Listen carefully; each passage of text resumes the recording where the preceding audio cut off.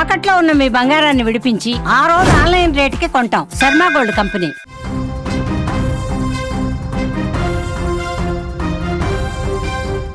నాన్వేష్ Instagram account close అయినట్లుగా కూడా తెలుస్తుంది. 1.3 మిలియన్ ఫాలోవర్స్ ఉన్న అకౌంట్ అయితే ఇప్పుడు మొత్తానికి ఆపేసినట్టుగా తెలుస్తుంది. అకౌంట్ ను నిర్వాహకులు పూర్తిగా ఆపేశారు. ప్రస్తుతం కరాటే కళ్యాణి ఫిర్యాదు మేరకే ఈ చర్యలు తీసుకున్నట్లుగా కూడా మనకి ప్రస్తుతం తెలుస్తుంది.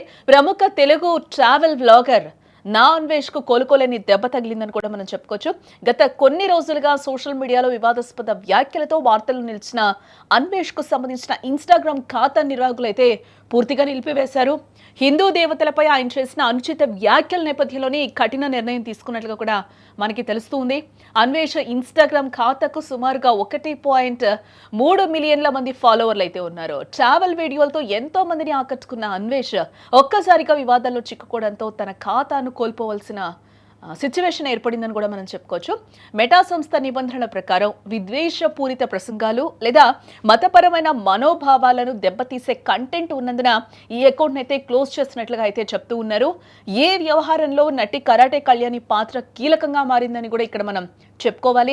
అన్వేష్ హిందూ దేవతలను కించపరిచేలా మాట్లాడారంటూ కూడా ఆమె పంజగుట్ట పోలీస్ స్టేషన్లో ఫిర్యాదు చేయడం జరిగింది.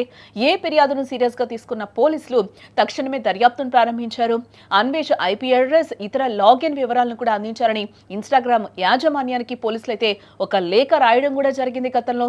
ఆ లేఖ ఆధారంగానే ఇన్స్టాగ్రామ్ ఈ చర్య తీసుకున్నట్లుగా కూడా ప్రస్తుతం మనకి తెలుస్తుంది. కేవలం సోషల్ మీడియా ఖాతా రద్దు కావడమే కాకుండా అన్వేష్ పై తీవ్రమైన క్రిమినల్ కేసులు కూడా ఇప్పటికే నమోదు చేశారు పోలీసులు.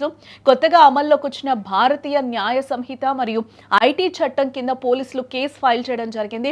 విదేశాల్లో ఉండి ఇలాంటి వ్యాఖ్యలు చేయడం ద్వారా అరాచకాన్ని ప్రోత్సహిస్తున్నారని కూడా ఈ ఫిర్యాదులో స్పష్టంగా పేర్కొన్నారు పోలీసులు.